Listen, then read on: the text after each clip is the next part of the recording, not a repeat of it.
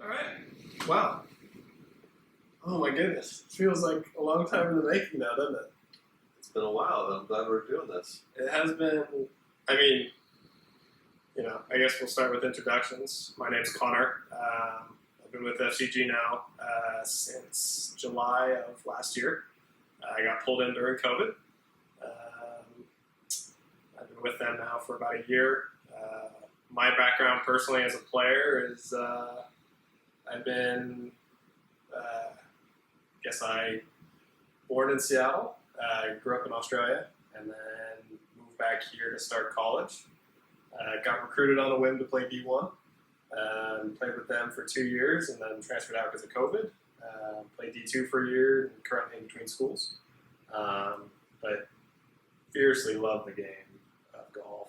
It's just one of the best sports on the planet. And for me, just wanting to help the next generation of players, and I guess our podcast is going to try our best to do that because, for me personally as a player, I felt like growing up as a junior, I didn't have anywhere to turn to for advice or, people who knew or had experience in that realm. And it just felt like, do I get my stock NCSA profile? Do I fork out $1,000 or something to do it? Do I do everything myself? Well, what do coaches want to see? Well, what do they want to see in players? Now that I've made that journey, I kind of know what I'm doing, and I can, and of course, Chris, you and I can help in any way we can to really do that. But that's kind of my background as a player, and I think why we are starting this podcast as a whole. So, yeah, it's been great having you. First of all, your passion for golf shows tremendously in everything that you do with us. So we love having you, and I'm very excited to do this podcast and help more people with their golf journey, and especially the college golf stuff, as parents and players are often confused on how it works, and it's much easier than most people really think, and most people get led down some rabbit holes that they don't really need to do. And so hopefully during these podcasts we're able to help educate and get people excited about making the journey a little more simple. Right. So let's start, I guess, with FCG's history. When were we founded? Because I don't even know the answer to this question. Yeah. And I guess, why did you guys decide to found this company? And I guess, what is our vision as a company moving forward? Yeah. So started in 2004. In the middle of 2003, I was teaching golf at the Stadium Golf Center, just kind of part-time, doing the group classes, and I remember one of the parents said, hey, there's no junior programs out here back in Arkansas, or I think that's where he's from. Said that they had a really good junior program. I'm like, oh, I can do it. I'm enjoying this. I like helping kids, and this is fun. And so I started writing out like a group instruction program called Future Champions Golf, and spent about 5 months writing it and trying to figure out how we're going to do it and launch it January of 2004. Before that, though, I do have to tell a quick story. I started the high school development program. I was so excited about it. It was going to be a 6-week class right before high school golf to help beginner intermediates make their high school team. I was so excited. I spent so much time on it. I emailed every high school coach I could find in San Diego. And I got one kid to sign up. And the poor kid didn't even make his high school team. So it was a complete disaster. I learned quickly that, unfortunately, the high school coaches didn't really want to help me. Didn't really want to help. They kind of want to do their own thing, which is totally fine. And I didn't have any proven track record of helping anybody. I just played at a pretty high level of golf and really wanted to help kids, but I didn't get the message out. It didn't come across. So then, writing the Future Champions program, I'm glad it all worked out. And then we did it because of that initial story. And then I ran the instruction program. It got really big, very popular. I had over 100 kids a week taking group and private lessons with me. And then for another couple of years, we got to 2007 and was just getting feedback on some of the tours. There wasn't enough tournaments offered. Price was too much. Quality wasn't that great in certain events. So I teamed up with Antron and said, hey, do you want to host tournaments? I think we could do something pretty special. And at the end of 2007, we hosted our first event at Carlton Oaks. It was another funny story. Worst tournament ever hosted in junior golf. And we were fortunate. We got 120 kids to sign up for our very first 2-day ranked event, but we had not enough staff. We had course conditions weren't great. Then we had frost one day and rain the next day.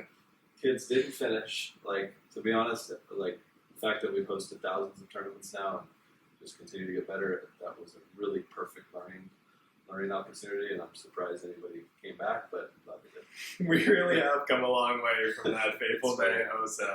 And to think, just the history of it all, and I was only 7 years old at the time, and if I'd been here in San Diego, I might have been at the first FCG event, and to think now that here we are 15 years down the road, we're very thankful that you guys were able to get boots on the ground. And even though, and that's part of golf, is you fail and you learn, and that's all of us here as golfers. I mean, we're trying to play an imperfect game perfectly. Golf is all about, how do you manage the worst of conditions? Because I'm sure those kids were thinking the same thing. They're like, what in the world are we doing out here in the frost? At Carlton Oaks, which in its heyday was a brutality of a golf course. You just, I remember walking off that golf course with a 74, just pumping my fist and celebrating because of how tough that course is. And to play it in the frost and the rain, I mean, I can think of so many stories of us playing, or even me working tournaments, frost delays out of Temecula Creek. We had to pull everybody off of the golf course at Rancho Bernardo Inn because it started thunderstorming on a perfectly clear day, 20 minutes, and that's one of the unpredictability factors for golf that I just love and adore. And I think that's part of the reason why we all get into it and play it. So I guess my next question is, where do you see futures in 5, 10, 15 years? Like, what's your ultimate goal for this company, and where do we keep delivering on that, on our mission ethos? Yeah, so, I mean, initially, we just wanted to host, 1-2-day event a month. Now we've grown to over 100 events a year and 3 of the largest tournaments in the world. And I think with the way we do things and the people behind what we're doing, I think just we can take this thing, more globally than it already is. With the World Championship this year, had 680 kids from about 40 countries, and we're expanding that next year to 14 courses and almost 900 kids, and hopefully 50 plus countries. So I think in terms of our framework, we want to add qualifying events throughout the entire USA.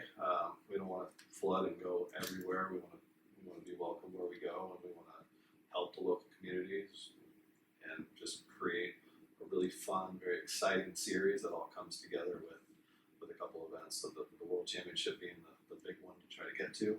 But with the international having 40 plus college coaches each year, that's an open event anybody can sign up for. I think to me, it's one of the most valuable events in junior golf to just be able to sign up and get that much exposure to college coaches. So I think with that and our programs in Asia, we have a new partnership in Mexico that we're going to develop, a 3 to 5 event series there. Great partnerships in Canada. I think we're really well positioned to do a lot of really fun stuff in the game. And who wouldn't want to play a global junior golf tour that's fun and exciting and gets you to the next level? So I think it's a cool way to grow up as a kid. Exactly, and I think part of everybody is set on this mindset of, I have to play in particular tournaments in order to get into college or get noticed. And I think, growing up doing that, I never played in an FCG or an HAGA or an SCPGA or a Toyota Tour Cup even, because I was in Australia. We had one big national tour that encompassed the entirety of Australia, and if you wanted to play, you were traveling for 5, 6, 7 hours. And so, all the tournaments I played growing up were our club championships. It was, we had our weekly Stableford competitions.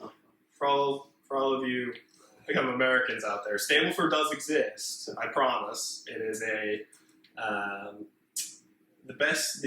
if you're playing to your handicap, you have 36 points.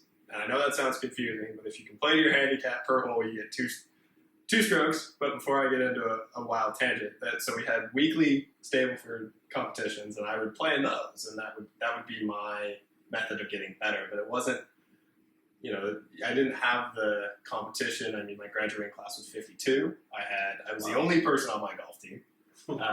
We didn't have I was the golf team in that regard. We had one good year where we had 3 kids, and then one of them dropped out and one of them moved across the country, and it was me. And I was, repping the flag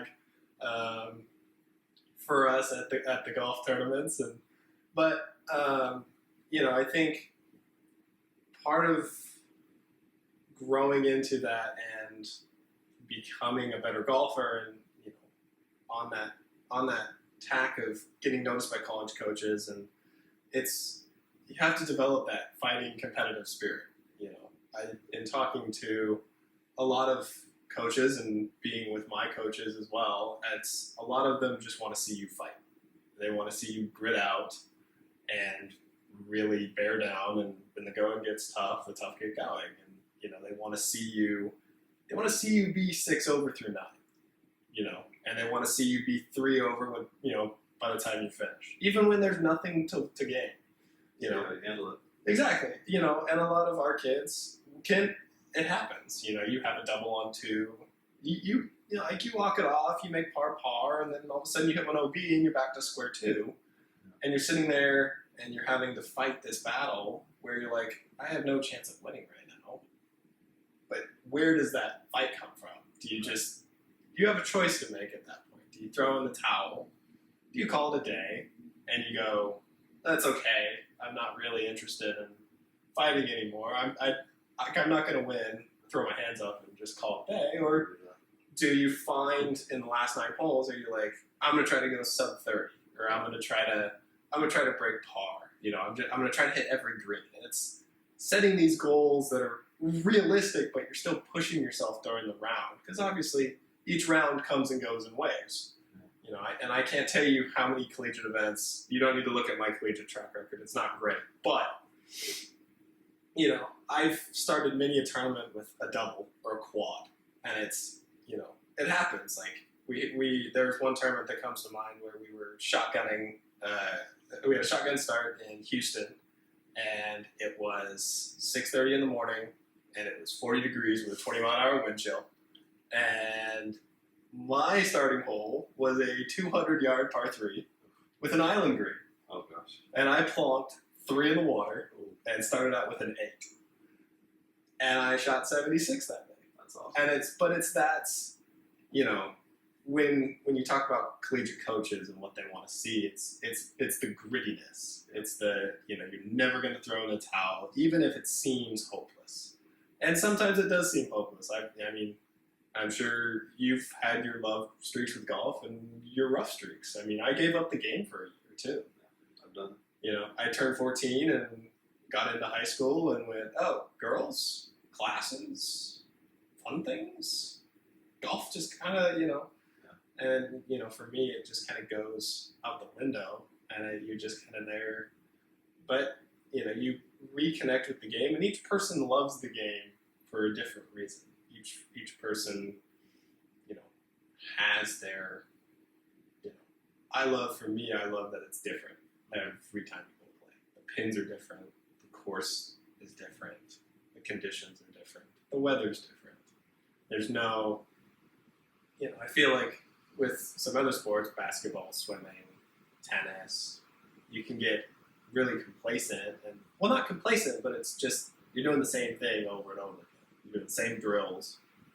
And, for us as golfers, I'm sure you as a coach can attest to this, how many times do you give the same drill to a player because it just gets lost on them? I mean, there are these set fundamentals that we have to have in order to be good golfers.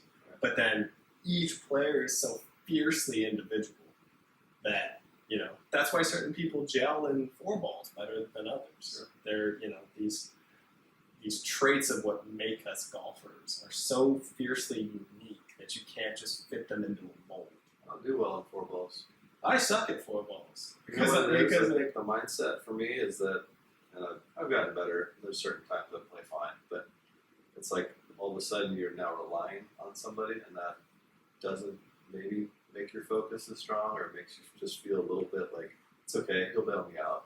Right. You know, and I think I'd play better if I just went first and maybe had a game against my partner. I feel like that would be better. But I did want to touch on what you said a minute ago about the grittiness and like fight it out. I remember when Emily Klein was the coach at San Diego State for the women's team, she told me a story. She had gone to recruit a specific girl, and it was pouring rain, and the girl she was watching just was kind of like blah. Her attitude was bad. She was frustrated with the conditions and not really trying that hard. And her score reflected it. And then another girl in the group was like fist pumping for doubles and like just grinding, just had the right energy for what I mean, any coach, like I just want somebody that's going to try their best and like put it all out there. And this girl did it, and she's the one that ended up getting a scholarship. It's the girl that was making doubles, but the coach just liked that attitude so much. And I think that's so important. I think, you know, people try to like make themselves maybe look perfect, or maybe like try to fake who they are as a player and as a person. It's like, man, if you just work hard, you know, come from a good family, and you're all just trying to get better and love the game. I mean, what coach wouldn't want somebody like that? I think that's really important. Right, absolutely. And I think that goes back to just the love of the sport. And it's one of those where we can love the sport. It doesn't mean we have to be good at it. Yeah. But we love the sport so much that it matters that much to us. And it's, you know, it really shows, you know, especially when you're talking about dynamics on a golf course. I remember I used to piss off my teammates because I would fist pump like right in front of them during qualifying. Yeah. And it's like, you know, you get up in each other's faces, and collegiate golf is an interesting sport and dynamic, because it's the only sport in the world where you go from, as an individual, competing against your teammates during qualifying, to then turning around a day later and playing with them and fighting for them. Right. And it's this dynamic of, you know, am I really going to fist pump and make a scene in front of you on the 17th green when I've hold like a 40-footer for birdie to knock you out? Yeah, and you're out now. And you're out now. And it's like, but then it's, you turn right around the very next day, and if that coach got in as an individual, if that player got in, you know, like as an individual pick, you got to go room with them in the hotel, right. and you're sitting there like, oh no, I can't believe I did that in front of you. But you know, we all have our you know, like our emotions when it comes to golf. It's such a serious and yet lighthearted expense at the same time. And I think, you know, I don't know how you play tournaments or you play, but for me, I always find I play my best tournament golf when I'm 100% focused all the time. So I know people like Justin Thomas go 0 to 100. So they'll get super focused in, he'll hit his tee shot, and he'll go to 0. Yeah. He won't think about golf, he won't do anything. He'll get his caddy to joke with him about just about anything. Right. And it's, you know, for me, I can't do that because I feel like I'm way too in and out of focus. You know, do you have any insight into what? I'm the exact opposite of you. I'm more like that. I play my best if I'm in it when it's my turn to hit. Maybe the last 10 seconds walking up to my ball, I refocus. But the way my brain works, I like to have a lot of things going on. So I think, like in Annika Sorensen's book, she calls it going on vacation in between shots. Mm-hmm. I've always taught my students that. I mean, some students, I feel like they just want to be so focused for 5 hours, and some of them can do that. But again, like to play your best, I feel like you have to have still a lighthearted approach to the actual round that you're playing, and not like, every shot can't be the 9-iron to win the Masters. You know, like, it's got to have a routine. Yeah. Well, and that is like, I sucked for that shot. Like, it's okay. You just move on. Yeah, you know, you're gonna hit a couple of bad ones, so it's okay, and you know your short game's there to help you, and just your attitude and patience. It's hard when you're 100% in, and then one bad thing happens. How do you react to that? Right. I think that, especially with players and students, and teenagers especially, that first reaction to a bad shot is so important for the day. Like sometimes, I heard many different stories about that, but how you react to it is everything. Right. And it's, and Tiger would always say, I let myself react to it, and then it's gone. Yeah. I don't think about it ever again. Right. It's shelved. It's gone. Like, I've had my burst, and then I'm done. And it is. It's like so many times and one of the best parts about being a marshal and working FCG tournaments is you get to see the next generation of golfers coming through, and you observe quietly. And, I've learned so much more about my game now, even just watching other people play and talented juniors play, because I might get into a spot where I'm like, wait, why would you miss there? And then I'm like, oh wait, I missed there. Yeah. I gotta stop missing there now. Yeah. But one of the things that I think profoundly has impacted me the most is watching kids throw away good rounds because they've let something get to them. Right. Whether it be conditions of the day, if there's a 30-mile-an-hour wind, they sit there and they grumble about the wind all day. And when you sit there and you grumble, it's like, yes, I know the wind's there, but how is that helping you in any way? And my old college coach always used to say, he was like, Connor, if you have the right mindset when you step on the first tee, you've already beaten half the field. Because and this is in particular when the conditions of the day aren't great. Right. If it's raining, if it's blowing 20, half the field is going to get upset, and they're going to throw themselves out of the tournament. And so if you go into that tournament thinking, okay, everybody has to play the same conditions. I've prepped for this, which is the hope that you played in enough wind or enough rain where you can adjust and make it work. But even if you can't, if you're able to have that positive mindset of, you know what, I'm going to go try and throw up a score today. I'm going to go see how good my 2-iron stinger is off the tee. And, if you have that mindset, and I've seen it time and time again, where those positive mindsets moving into that tournament, if it's adverse conditions, they are going to be the ones that pull through and are going to be the ones that always place it in the top half of the field. And those that choose not to and choose to grumble and moan, which is natural, we're human. Yeah. But those that choose to take that route of that grumbling and that moaning are never going to succeed when it comes to crunch time, because they just don't have that attitude of, I'm going to go on a wind day, it's I hate playing in wind. I hate playing in wind. It's so easy to make excuses for poor play, And once you go down that cycle, if that becomes part of your DNA, let's say, like, you're always going to find something to say why you didn't play well. And there should be more reasons of why you didn't play well and what you overcome that day. Yeah, it was windy today, but I figured it out today. The greens weren't very good today. Okay, so I had to hit it a little harder, play a little less break, whatever it is. And I overcame that. That's just a much better way to handle anything like that. Because all these kids are so good. There's so much talent. The amount of talent I've seen in the FCG events, and everywhere, collegiate events, FCG events, Toyota Tours, all of the major golf tournaments. Golf is overloaded with talent, but it's how do you harness that talent? And I've never been the most my parents have, and my grandma, of course, always said, "Oh, you're so talented." It's like, yes, but how do you convert that into great golf? Because even I'm guilty now and then of making excuses. Oh, if only I made that 4-footer. Well, go practice your 4-footers. Yeah. It's no excuses. Exactly. And I guess another tangent I wanted to get off into was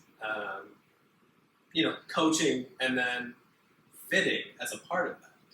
So I have a lot of experience as a club fitter, and it is unfortunately a lot of the people I fit for clubs, my only comment to them at the end is, you just need to go get a lesson. Yeah. Because there's no Heard that fitting a lot. there's no there's no club I could give you that's going to magically make you hit straight. I can optimize you where you're going to hit it straight 40% of the time instead of 20. You have to have some consistency level, right? Right. Some ability to. Right, and then face. on the other end too, it's difficult to coach a player who doesn't have optimized equipment either, because my ball speed's right around 110, and up until 3 or 4 months ago, I had stiff shafts in all my clubs. And for all you golf geeks under there, that's going to make a lot of sense. But for those, typically 110 is about an extra stiff range, and it was really difficult to coach me because I had not optimized equipment. I had equipment that was right off the rack, or if you get it from a fitter who's not competent, you can run into that problem of, I have the wrong clubs and my coach is doing everything right and I'm swinging it great, but I'm not optimized yet. And so that's, you kind of run into a problem there of, on the one end, you can have players who come in to get fit who aren't good enough, and on the other hand, you can have coaching where your clubs mean that you're not going to become the best player that you are. And that is that is always that big give and take for coaching in general. Even just golf. It's such a fickle sport, isn't it? It's very fickle. But it's why we love it, I think. I know that's why I love it. Is it's so unpredictable, and no matter what I do, I just always come back to it. Yeah, it's just a new challenge every day. Every day you get to see what's out there and new conditions, and just to see how your brain's going to handle, how your attitude's going to handle what's coming to you. So obviously you have up close to 20 years now, over 20 years now of coaching. And all the players that you've taught, what has separated the best of the best from, let's say, your average weekend or scratch golfer, and then what has separated them out from those who have gone on to be very successful in golf? Yeah, I think attitude. I think the ability to execute shots under pressure and not it be a big deal, because you can have the shot and the ability and not have the belief to actually do it, right? And so, some of my best players, no matter what's going on, they can hit a 3-iron to 20 feet when they need to. They can hit the shots that are required to do so. And then when it comes to work ethic, I've had some very talented players that didn't work very hard, that were really, really just absolutely good at playing golf and knew how to do it. And then you have players that just outwork everybody, and because of that hard work, they're going to see crazy success if they let their mental side develop and do that sort of thing. So, but you got to be so mentally strong in this game. You have to be super confident. You have to be very positive. And you got to put in the work and and assume that you're kind of destined for greatness. It doesn't just happen. Justin Thomas, he's trying to be the best in the world since he was young. And here he is. He's one of the best in the world. So, I think that kind of attitude. I think a lot of kids too don't realize how good they are. And that's frustrating to see somebody who's really good but maybe not getting the results yet. Maybe it's a self-belief thing, or maybe it's just don't trust what they're really doing out there. But like I said, like we talked about a minute ago, there's more good kids in golf right now than ever. They're so talented at a young age. I remember talking to Tim Mickelson years ago when he was the ASU coach, and he told me he didn't break par until he was 17, and he was a phenomenal golfer, But these kids, some of these kids are shooting 10, 20 under for 3 or 4 rounds at age 12, just the mental capacity to be able to do that's incredible. Yeah. So I guess my next question is kind of a follow-on to that is, when you talk about players who, might have that mental block or might have that execution problem, how do you overcome something like that? Where, I was kind of the same way, where I didn't break par until I was, I want to say 14, and I was playing off a handicap at 8, and I had this miraculously good round and broke par, and then was promptly terrible for the next 4 years. Yeah, that's pretty. And didn't, and didn't get down to scratch until I was 18 or 19. For those experiencing that mental blocker might not You know, because obviously work ethic you can fix, right? Like work ethic, you just work harder. It's, you know, It doesn't always lead. it sounds right. It sounds stupid because obviously you have to work on the right things. Right. But then it's on the mental side and on the execution side. Where do you see that? Like, where do you see the click? Like, what makes that click for a player for you? Well, I mean, I think especially too, like I'll give you a story of, you know, Sahith Thagala, who's on the PGA Tour right now. He's top 30 player this year, played the Tour Championship. He grew up in our tour from age, I think, 8 years old. I think I met him. But when he was like 14, he was playing in our event at Menifee Lakes, and I remember his dad came up to me. He's like, "Chris, what do I do? He's been struggling for like 6 months. He doesn't break par anymore. He used to shoot under par every day." And I said, "Well, why don't you we go back to your home course and play the red tees every day until he gets his confidence back, and just score from the reds and just make, you know, golf feel a little bit easier, shorter. He'll expose the short game a little bit more, and it'll make his brain just more focused on making birdies a lot instead of maybe he's just trying not to make bogey, and he's not in the right mental space there." So he goes back and he does that, and he did it for like 2 weeks. He was shooting ridiculously low rounds, and then he won everything that year. And his dad still texts me every once in a while to say, "Hey, you know, thank you for what you did back then." But just little stuff like that. I think I tell my students that, especially if your low round isn't that low. Say your low round 76 from the blues, and you're always playing the blues at your home course. Like, go play the reds until you shoot 65, and then move maybe back to the whites and just change your perspective on what it is you're doing, just so you can see it. You know, I had a student, Jonah Texera, years ago, who ended up playing for USC. He came in at age 12 one day for a lesson. He's like, "Hey, coach, I shot 69 yesterday." He was all excited, and I was like, "Okay, that's cool." And then he's like, "Aren't you excited?" And I was like, "Well, let's break it down, right? Like, you're a tall 12-year-old, you hit a 280 already. You're hitting chip shots into par fours, and you're hitting every par 5 and 2 with irons. Right. So really, you're 1 over par if there's 4 par 5s that are reachable, par 68, so you shot 1 over yesterday." It's like, you know, gives me one of those looks. And we completed the lesson, but then the next day I get a text. He shot 63 with a hole-in-one the very next day.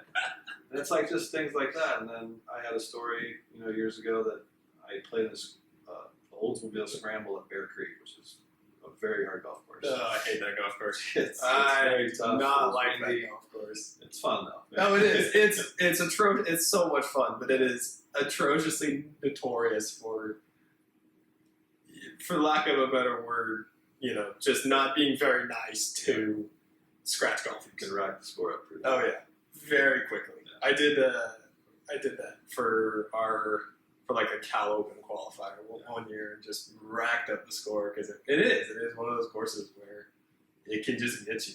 Yeah, as soon as it gets windy, it's really brutal. But I played that tournament, and it was a Oldsmobile 4-man scramble, and we shot 58 or something, won the tournament 55, I don't know, something crazy low.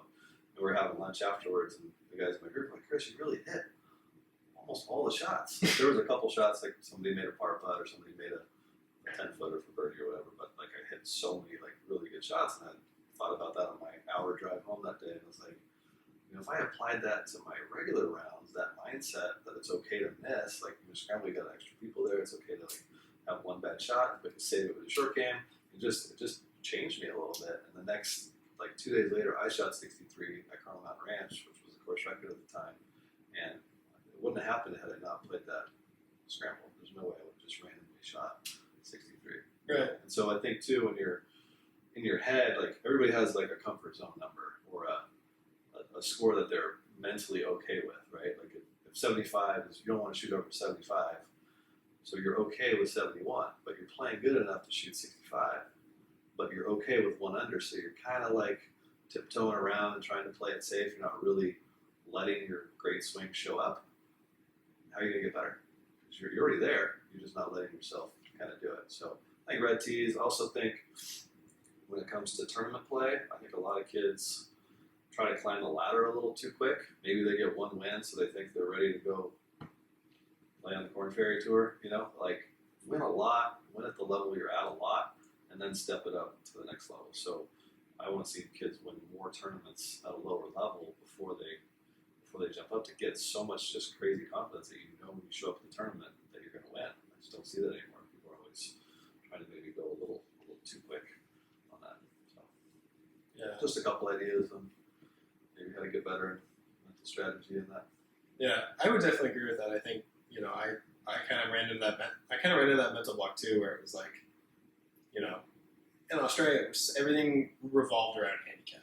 It was basically how good you were. It was a measure of who you were as a golfer.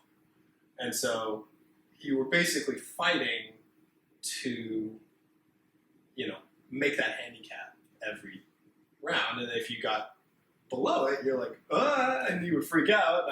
I'd make double on the last, and I'd go back to my handicap and be like, oh, no. But, you know, over here, I don't even keep a handicap anymore. Yeah.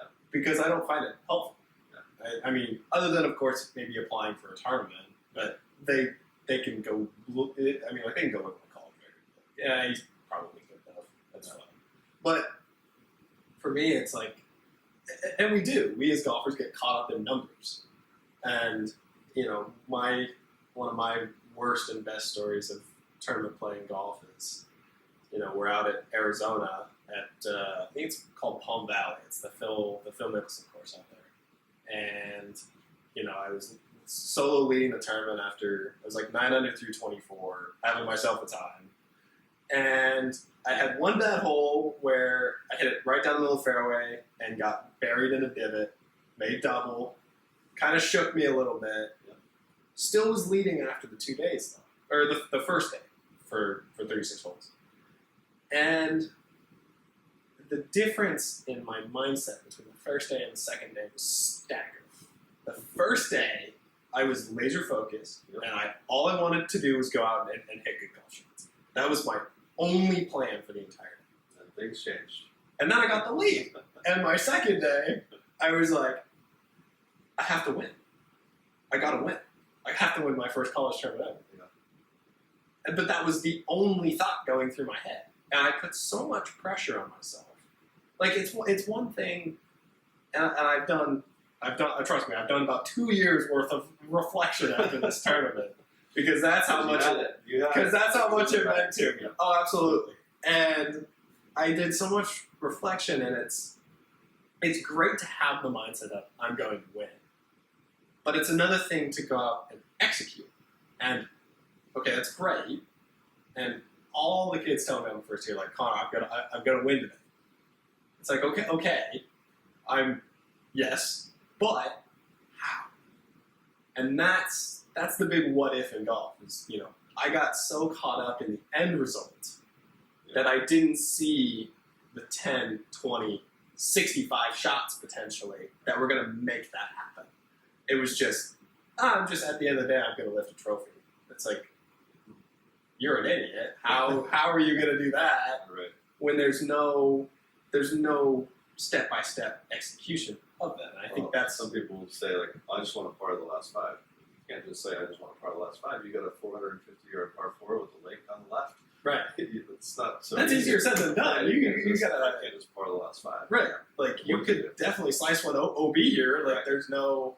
And that is, and it's, you know... And then comes in that thought process of, okay, instead of just parring the last 5, with the lake down the left, what shot do I have to hit in order to put myself into a good position to get onto the green, to then give myself a chance for birdie, and then I might par. Right. And that's where that end result versus that step-by-step, you know, process of achieving my goal. And I think that tournament was life-changing for me because, you know, it took me from a place of, it gave me the confidence of like, yeah, I can be 9 under through 24, or I can be 5 under through 9. Like, that's no deal anymore.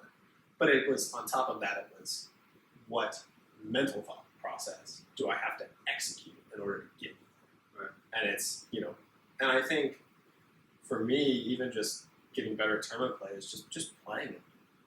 You know, even I still find myself a little rusty out of college because I'm like, I don't play it enough. Like, I'll play in the FCG Collegiate Series, and I'll play in the Cal Open qualifiers and the San Diego Am, and, you know, but it's these big, you know, like the US Am quals, that type of thing, but it's the more you play in these events. Right. And obviously, you know, you have to draw a line in high school, too, because you obviously, you have your studies, you have your friends, you have your family, and you have golf, and you have to balance all of these things in order to have a well-rounded experience in the golf career. And I think where a lot of parents in particular get led astray is, it's all about golf. It's, you are the next Tiger Woods. Like, you're gonna go all the way, and it's like, at the end of the day, kids are gonna be kids. And my parents were fantastic with me, and they were like, Connor, we'll take you to the driving range. If you ever want to go,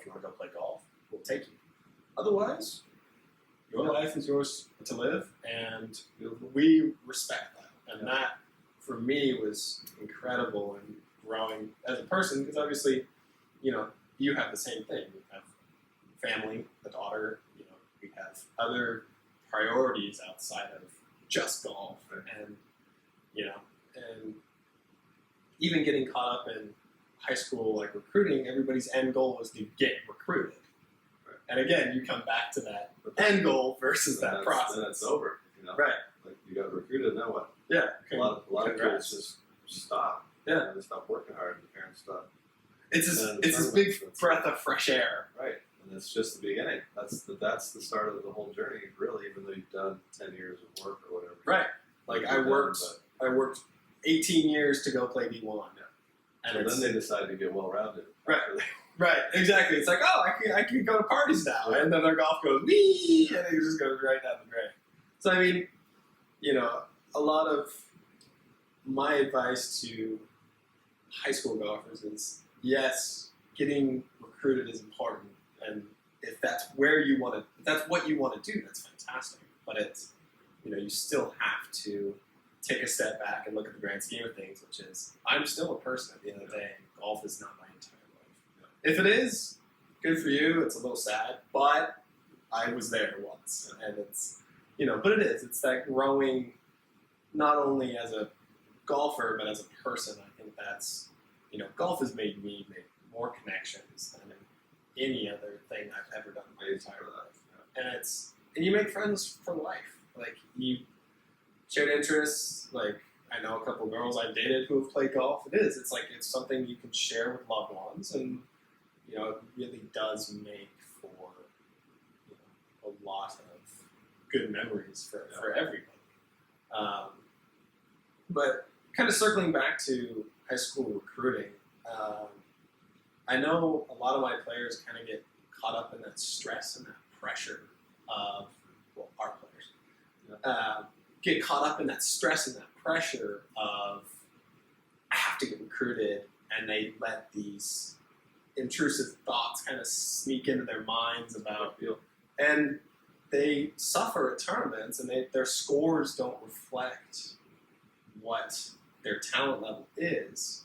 What would you say to those kids who, are just, have that mindset and are kind of struggling when it comes to tournament scores? How do you get over that mind? It kind of goes back to what you just said about being well-rounded. I think the best players are well-rounded, and they have other activities they do. I've had students that, were peaking and getting better, and they're so focused on their golf that I had them do other sports. I had them, if they loved basketball 3 years ago, but they completely stopped playing to play golf, I'm like, why don't you go play golf or play basketball with your buddies once a week? Just like bring some of the joy back and other things. I think if you put so much effort into one thing, just like your grades, put all your work into your grades, how are you going to be good at all of them? There's that quote or whatever, you can only be good at 2 out of 3 things, like something's got to give a little bit. And I think if you can take a step back and maybe push your goal back a little bit more, maybe be open to other colleges too, maybe not just focus on whatever your top school is, and like, okay, well, there's other opportunities over here, right? And then the other part, like with colleges too, is when you go to school, you want to go to a school you're going to play for right away. Too many kids are going to these schools they're the number 8 or 9 player on the team, and then after a few months or a year of being 8 or 9, it's not very motivating. You're not going to get much support from the school and the team in that regard anyway. So I think just finding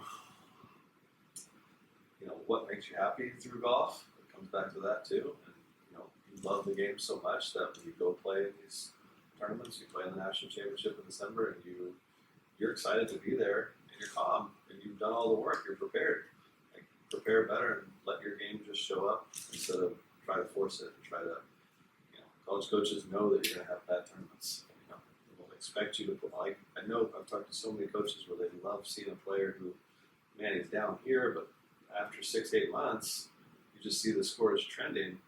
You're going to have a pullback. You're going to have a round that you don't play that good, but then look, you're right back up there. I think that, players trying to, withdraw from events because it's not going their way that day. Stick That's it out. the last Figure thing it out. that coaches want to see. Ever. They hate that. Coaches hate to see withdrawals because they go, well, what does this guy quit just because he's having a tough day? Like, learn how to stick it out. I mean, if you shoot 85 the first day and shoot 70 the second day, that looks so good to a college coach. It's unbelievable. I can't stress enough how cool it is to shoot 15 shots better. That's an incredible mindset. Yeah, and it is. And I mean, not to get into the whole golf and live, but you saw the guy on live shoot the worst score ever in like live history. Shot like would shoot 87. 87, I think, and then the next day he turned up and shot 63. That's amazing. And you're like, what? That's amazing. Yeah. 22, like 24 shots? Like you're averaging at least one shot better per hole. And that's Incredible. it's one of those where it is. It comes back to that mindset. And I think, I know for me, personally growing up through high school, obviously I was in a little different circumstance than everybody, but I know when I got back over here, my mindset geared and I just went, I want to go play D1. And so my method for doing that was emailing every D1 college coach in California. And, I had a couple get back to me and I had one come out and watch. And it was at the Vineyard in Escondido. And it was a Junior Worlds qualifier, the IMG Junior Worlds qualifier. And I just remember I was so nervous. I think I threw up the morning of, just because I'd never had this pressure of, if I do well, I might go play, D1 college golf. And, first hole at the Vineyard is like a 350-yard uphill, par 4, super straight, nothing too serious going on. I hit a good drive. I was shaking on the first tee, but I did hit a good drive. Mm-hmm. And I, frankly, I chunked a wedge and then made like double. And this coach is just over on the sideline, and I'm just sitting there. And long story short, I played so bad for the 9 holes. He felt that bad that he ended up walking off and went home. Tough day. And it's hard because you're like, have I really just thrown my one decent shot away at playing D1 golf? And, I was 7 over through 9. I was out of the qualifier by a lot. And that's where that mental thought of, I'm so mad and I'm so frustrated. Like, I'm going to go show this course like what I'm made of. And I turned onto the back 9 and just got this fire in me, shot 5 under coming in. Nice. That's great. And the coach called me that night, and he said, I'm going to recruit you for your back 9, not your front 9. Oh, that's nice. And he offered me a scholarship on the spot. And I committed, and I went. And it is one of those feel-good stories. It's not really a feel-good story, but it is. Pretty cool. It really, absolutely. Yeah, but it is one of those where, sometimes we get lost in, and I did, for that first 9 holes, I got lost in that thought process of, if I do well, I'm gonna play D1. It's like, yeah, but you play terrible. Because you weren't thinking about golf. You were thinking about the end result. Right. Outcome. And that's I continue, like, I will always tell my players this. It's like, you can never focus on the outcome. It's like, you can have this vision of where you want to be. That's fantastic. Like whether you want to be on the tour, whether you want to be a coach, whether you want to be just a PGA Tour club pro. Like, every person has their own goals in golf, and that's fantastic. But it is, even when it comes to the round. Like, I'm playing the Farms on Friday, and I have a goal that I want to beat. I made my collegiate debut out there and played the worst golf in my life. And I have that goal of, I want to play better than all 3 of my rounds. I want to beat each of my other rounds by at least 10 shots. But it's, how do you do that? And it is, for us as golfers, we love getting lost. And, if I could shoot a 63 today, or I could break the course record. I mean, Tiger always says, as a junior, they wouldn't let him change his shoes in the clubhouse because of their policies. And he was quoted as saying, all I cared about was where's the first tee and what's the north right. And it's like, that is a fantastic mindset to have. But he also went through the motions and went, what do I have to do in order to accomplish my goals? And I didn't have anything that front nine. I had nothing. Well, I had nothing lined up to accomplish those goals. Yeah. I had nothing lined up. I was loopy all over the place, airy-fairy on the first tee. Oh, I have a D1 coach watching me. It's so cool. You're the coolest guy there. Exactly. Nice and you shoot 7 over through 9. It's like, congrats. You now look like an idiot. And I did. It's so cool you shot 5 under the next 9. I know. But beautiful statement. Exactly. But and it is one of those where it's like, if I didn't have my head so far up my own ass, I could have actually might have done something productive. Right. And maybe broken a course record that day. Because I know, all of us, and that's a testament to how stacked and talented the golfing is. Mm-hmm. I can do it, you can do it. Just about any of our golfers at FCG can do it.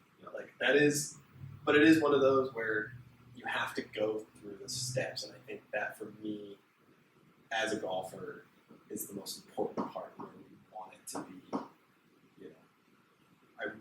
I want all of our kids and I think golfers in general to just have that step-by-step motion of how am I going to accomplish my goals. Love it. I think I love that part of it, and I love watching our kids and even watching them grow. I mean, I've only been here a year, but even watching progress is fantastic, and sometimes progress backtracks. I got worse, and it happens.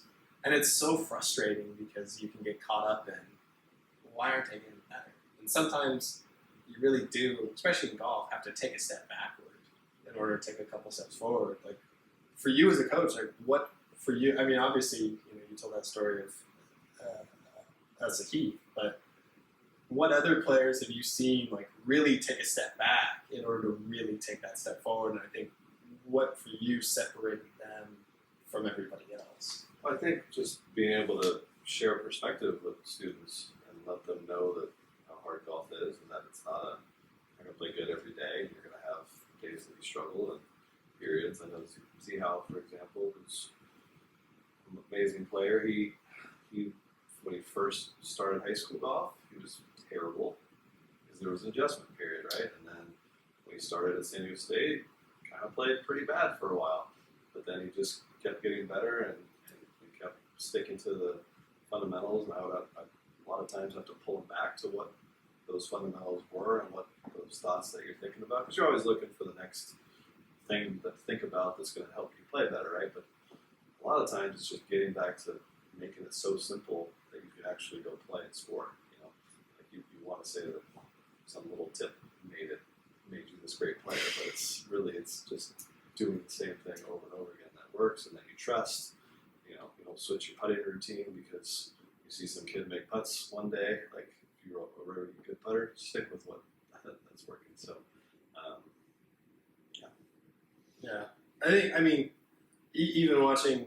So last week we were at Twin Oaks, and I had a kid change putters in between rounds, and it's like, how do you expect to even putt well if you're changing out equipment in between rounds? Like obviously, a lot of the tour pros will change. It worked, but it probably didn't work. Exactly. No, it did not.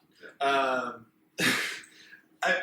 I wish it did because I'm playing golf the next Friday, so I have to watch what I'm saying. But it is one of those because obviously PGA Tour pros will have 3 or 4 different grinds on their wedges. Sure. And they'll have retro spec and power spec. Trying to manage the course. I mean, obviously, everybody likes the low lofted bounces for St. Andrews or really firm conditions, and everybody likes really forgiving bounces for soft conditions. But it's, if we don't have access to that as players, how do you adapt on the fly? And I think that is what kind of separates, in my experience, like a really good tournament golfer to an average or a good tournament golfer. Because I think, being able to see a golf course, because obviously in college you get one practice round, you get the whole course laid out in front of you, and you have 18 holes to figure it out. Right. And whether you take notes, The greens are probably a little slower that day. and the greens are always slower because they're going to cut and roll them, and they're going to brutalize you the next day. And it's pins are all in the middle. Seems so easy. oh man, I shot 63. Like everybody, most of my college teammates were always like, we're always trying to put up a score during the practice round. Never do that. And it's like, why? Yeah. Like, it doesn't count. Like, you now set yourself a realistic goal, but also an unrealistic goal. Because if all the pins are in the middle, none of the slopes were played, you played the front tees, and the greens were running a 9 instead of a 13, it's like, well, congrats, I guess. But it's, how do you take advantage? And obviously for a lot of our players for FCGs, they don't have that option to, scout the course prior because they have their lives and they're in high school. It's hard. It's hard to commit to be fully prepared for every event. Right. In high school. I was talking to a mom last week, and her take was, we look on Google Earth, before each tournament. We try to get a feel for contouring and lines and where we're going to try to hit it. But it is one of those where, you or I could go play Twin Oaks or